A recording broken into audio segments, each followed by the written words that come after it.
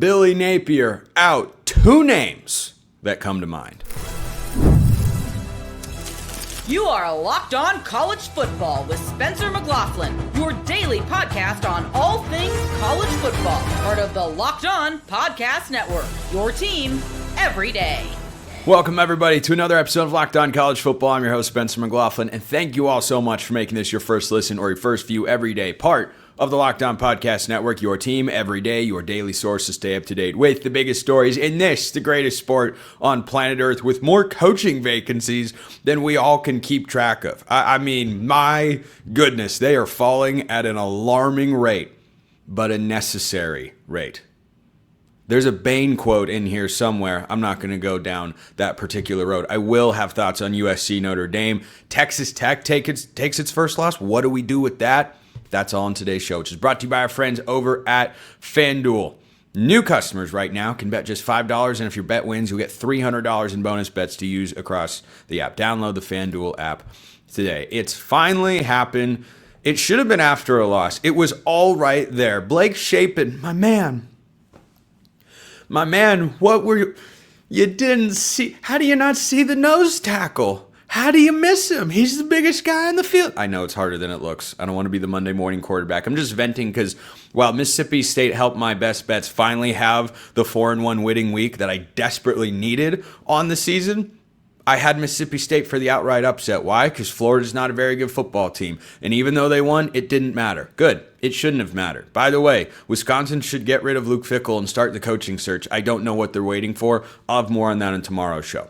But Billy Napier is out at Florida. This is a long time coming. This needed to happen. And the name that's going to pop into everybody's mind is Lane Kiffin. And that is with good reason. I want to start with Kiffin, and then I'm going to talk about Jedd Fisch. I don't know how Lane Kiffin wouldn't succeed at Florida. Now, when you look at Billy Napier's track record, what he did at Louisiana, a Saban disciple, experience in the SEC, there were a lot of things on paper that made it look like that hire was going to work out. Sometimes it just doesn't. I'm not here to nitpick about the reasons why. I'm here to talk about the results, which I have been saying for over a year at this point are not good enough, and Florida talked themselves into the second half of last season. Oh, look at the teams they beat. It was always the wrong idea, and now the Gators can look back and go, oh, we just wasted a football season. Just absolutely threw it away. I don't know how Lane Kiffin wouldn't succeed. I don't know that Lane Kiffin would want to leave Ole Miss. He's got a program right now there in Oxford where he's been for quite a while, where the fans love him, where he's got a lot of support, seems to have everything he needs. He's been dubbed the Portal King. Why? Because he goes out and gets the top players in the transfer portal, or some of the top players. How do you do that?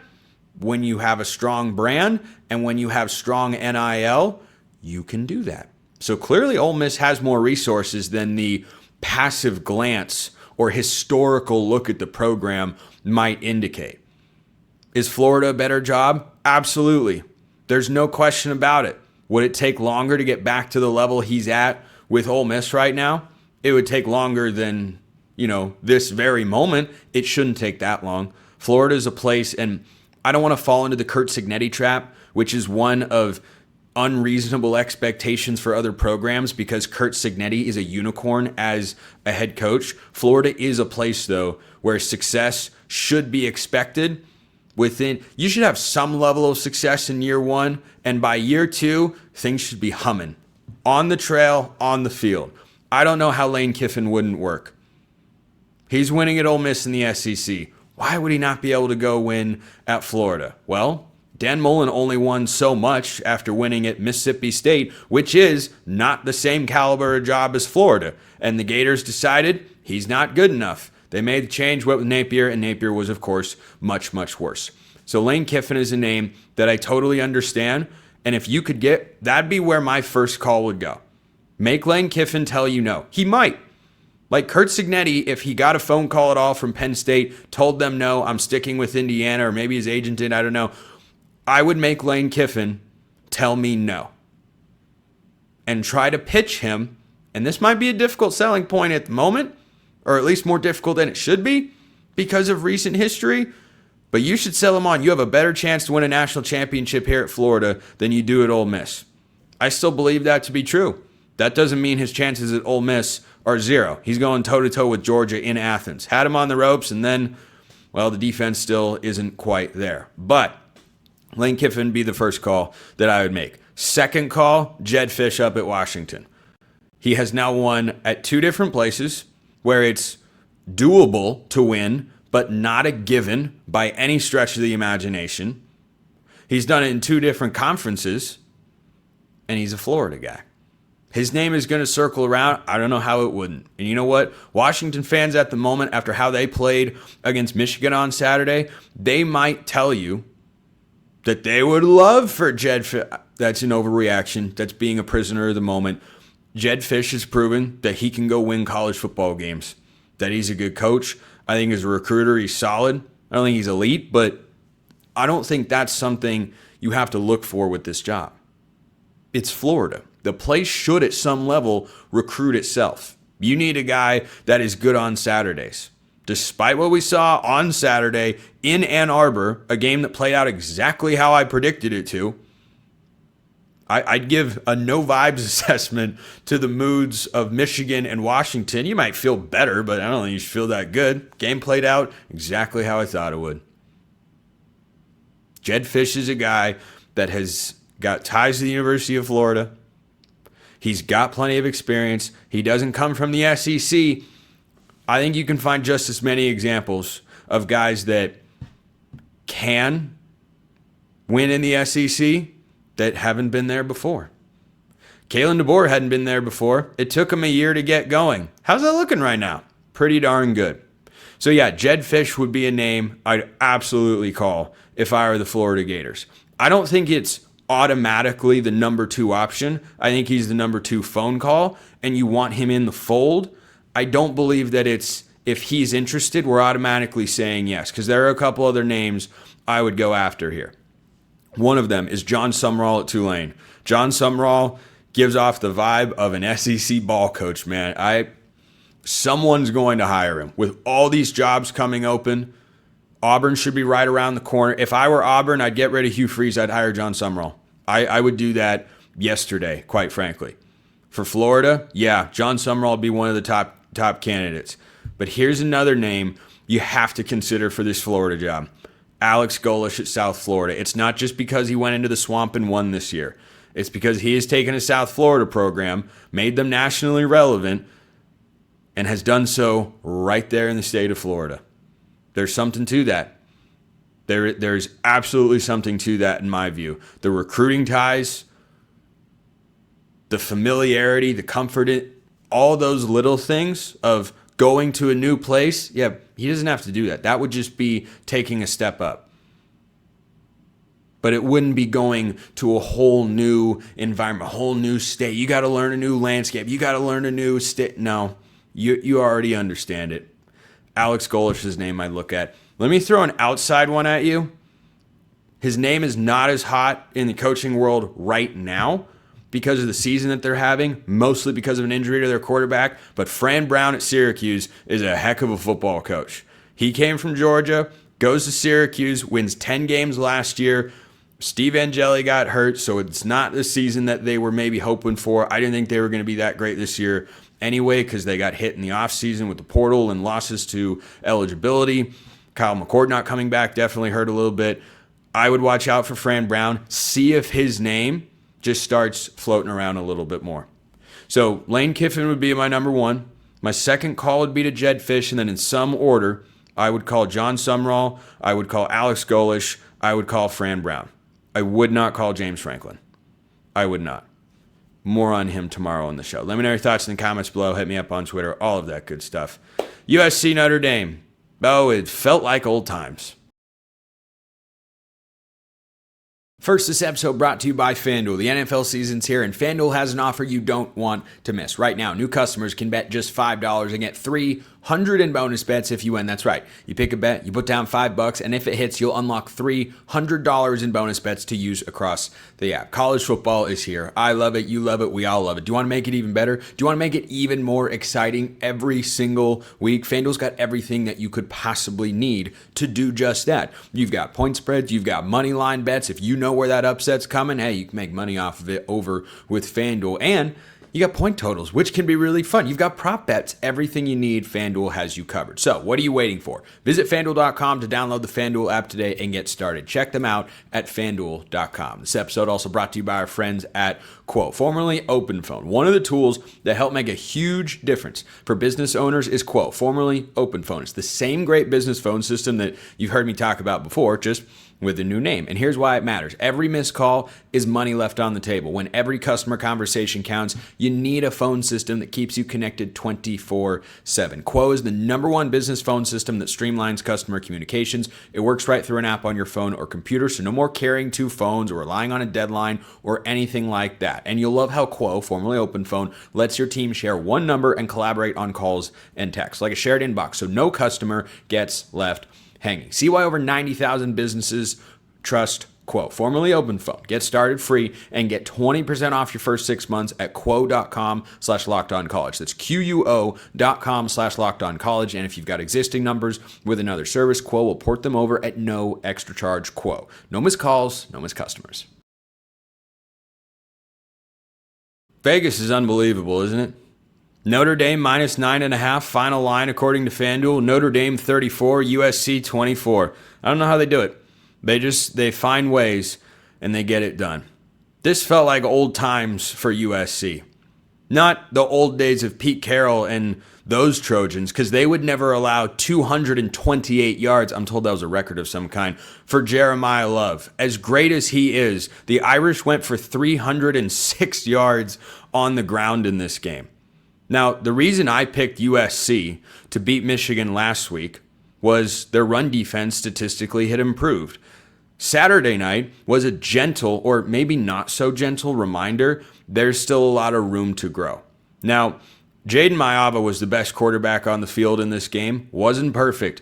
USC situational football, not ideal. CJ Carr with one of the worst interceptions in all of college football this season. I mean, it was astonishingly bad. 3rd and goal at the 2 to an interception that was released from about the 25-yard line. If you haven't seen it, go check it out.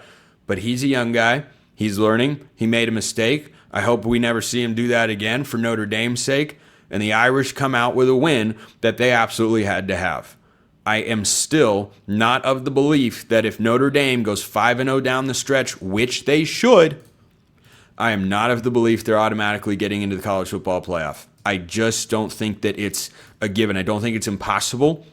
As I always say in college football, those who hold their own often get rewarded in this sport. Help is often given to those who hold their own. I just had to remind myself of my own phrase. Haven't had to pull that one out in a little while. But Notre Dame is going to need some help because now USC with a second loss, they're not out of my top 25, or at least they won't be when I release that this week. But USC's out of the AP top 25. USC still has to play at Oregon later this year. USC still has to...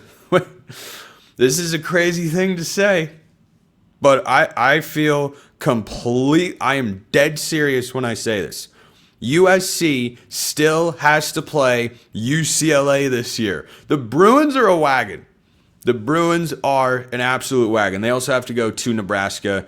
Iowa Northwestern, I think they'll be fine. But USC, at best, I think goes 9-3, which is right where I had them this year. Coming down the stretch, I think there is one more loss to be had with those two road games, Oregon and Nebraska, and then UCLA in there. I think there's at least one. I think it's probably just going to be one for USC. So they could creep back into the top 25, but Notre Dame's schedule, you're not going to get into the playoff on the back of losses. Results have to matter. You're not going to be punished. The criteria the playoff committee gave us before the year that was like new, updated, altered, or something like that was, well, we're not going to punish you as much for having quality losses. To which I say, well, okay, that's totally fine. But you have to take something away, right? We still want the results of the games to matter. We don't want to become the NFL. Some people might actually want that, which I find to be completely and utterly repulsive. Notre Dame's remaining games: at Boston College, who's a complete and utter mess; Navy, who's undefeated, but I've seen that movie before; at Pitt, they made a quarterback change. It's exciting. Syracuse, mentioned them earlier. They're, okay. And then they have to go at Stanford. Stanford. How about Frank Reich? How about Frank Reich and the redshirt freshman quarterback, maybe the guy of the future, Elijah Brown, there in Palo Alto? Who watched the game? I was watching it. I'm in the Mountain Time Zone. Game ended around 12:30 local time for me. I was waiting to record my reaction show to the Holy War Sunday's episode, and I was just watching the FSU Stanford game. It was wild and crazy and bizarre. And Florida State beat Alabama to begin the year, who looks like they're going to the SEC championship and the college football playoff, might win the whole thing with the way they're playing right now on both sides of the ball. And Florida State hasn't won an ACC game yet. They lost to Stanford, so you better not overlook them, Notre Dame. You better not. But the point that I'm making here with the Irish is there are just no quality wins. And USC is probably going to wind up being their best win if they go 5-0.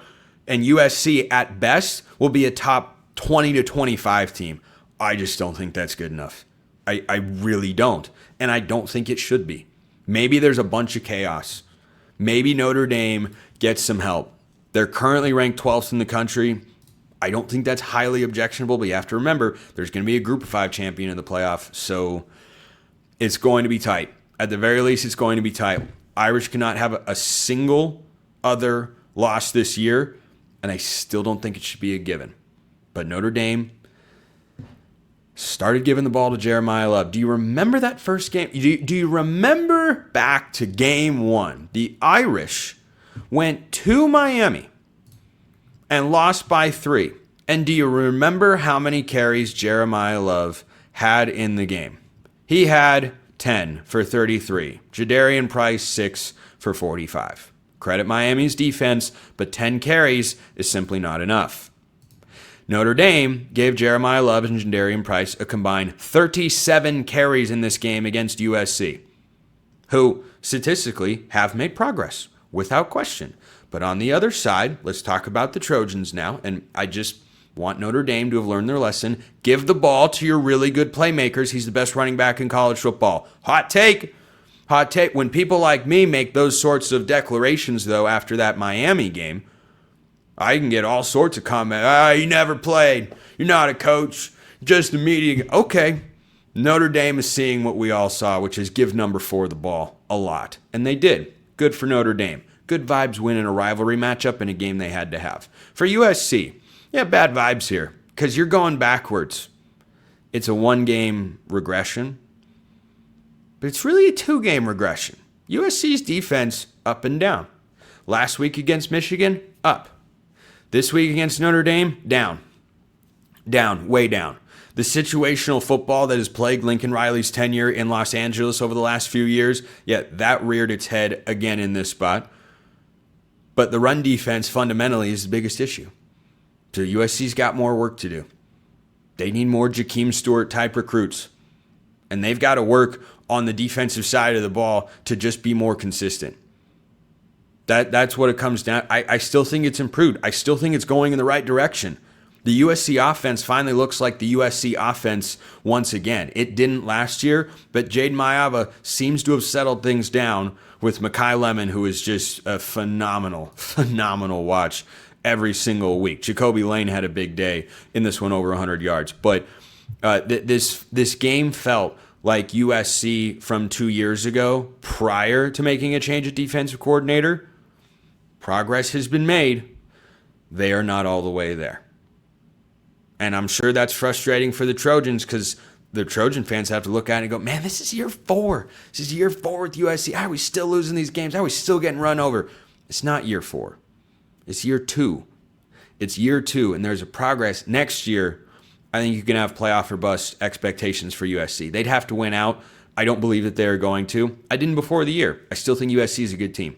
I'm still going to have them in my top 25. But progress is not the end result. Progress is what you on the way to the end result. That's where USC is. They're in that in-between phase right now. So good win for Notre Dame. Not a great outcome for USC. I don't think it's full-fledged disaster time for the Trojans. Bad vibes, not the worst vibes. Speaking of taking a loss, Texas Tech. Oh no! What a game. Did you see this game? If you didn't, you need to know about this game. First, this episode brought to you by Monarch Money. Let's be honest. Most of us can't even name all of our financial accounts, let alone what we are worth. Between 401ks and savings and investments, it's easy to lose track. It really is. And that can mean leaving money on the table. You don't want to do that. That's why you start using Monarch Money, an all-in-one personal finance tool that brings your entire financial life together in one clean, easy-to-use interface on your laptop or your phone. So everything that you want to accomplish financially, Monarch is going to help you get there. If you have that one goal that's been nagging you for a long time, you want to get over the hump, you just haven't, you can't figure out why, Monarch is here to help. Don't let financial opportunity slip through the cracks. Use the code LOCKEDONCollege at monarch.com for 50% off your first year. That's monarch.com, code LOCKEDONCollege for half off your first year. Check them out at monarch.com. Texas Tech almost did the impossible. They were the second best team on the field on Saturday. I want to give credit to Arizona State. I do. Because the Sun Devils are becoming what I have dubbed BYU, the find a way to win Cougars. I don't want to use the exact same name for Arizona State. So Arizona State Sun Devils will. The will to win. The will to win Sun Devils. There we go. That's what it is. It's the ASU will to win Sun Devils. Sam Leavitt and Jordan Tyson are the reason that I knew Arizona State would be a good team this year. I did not think Arizona State would be a great team. I thought they'd pull back a little. I think that's going to continue to play out and be the case. They have been scraping by over and over and over again. Now in this game, Texas Tech almost did that to them. It was Texas Tech that couldn't score consistently. Will Hammond didn't play. Does that taint this win for Arizona State? To me, it does. It's not that it isn't a good win. It prevents it from being a great win. Make no mistake about it, though. The Sun Devils 3-1 in conference play with the head-to-head over Texas Tech.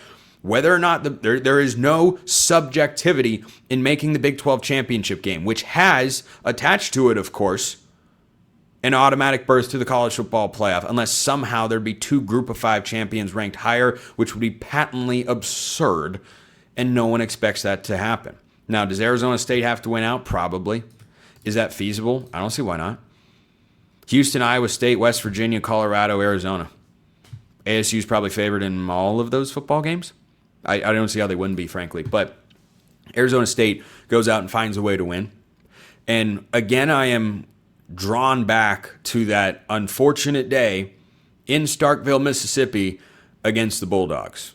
Arizona State would be 6-1 and 3-1 in Big 12 play right now. That's a lot different.